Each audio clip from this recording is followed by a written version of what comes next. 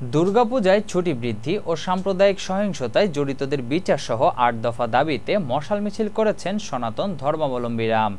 শুক্রবার সন্ধ্যা ৬টায় ঢাকা বিশ্ববিদ্যালয়ের কেন্দ্রীয় শহীদ মিনার থেকে রাজু ভাস্কর্য টিএসসি মেট্রো রেল স্টেশন হয়ে সোহরাওয়ার্দী উদ্যানে সংলগ্ন রমনা কালী মন্দিরে গিয়ে মশাল মিছিলটি শেষ হয়। এ সময় মিছিলকারীরা সনাতনীদের অ্যাকশন, ডাইরেক্ট অ্যাকশন, আমার মন্দিরে হামলা কেন, প্রশাসন জবাব চায়, কথায় কথায় বাংলা ছাড়, বাংলা কি তোর বাপদাদার, সকল কথার এক দফা, মানতে হবে ৮ দফা, মৌলবাদের বিরুদ্ধে ডাইরেক্ট অ্যাকশন,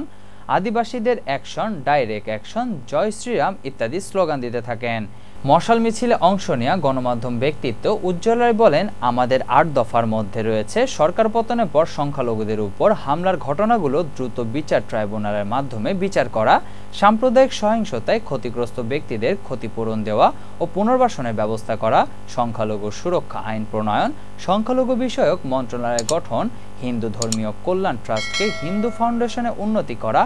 বৌদ্ধ ও খ্রিস্টান ধর্মীয় কল্যাণ ট্রাস্টকেও ফাউন্ডেশনে উন্নতি করা, দেবোত্তর সম্পত্তি পুনরুদ্ধার ও সংরক্ষণ আইন প্রণয়ন, অর্পিত সম্পত্তি প্রত্যর্পণ আইন যথাযথ বাস্তবায়ন এবং দুর্গাপূজায় ছুটি ৫ দিন করা।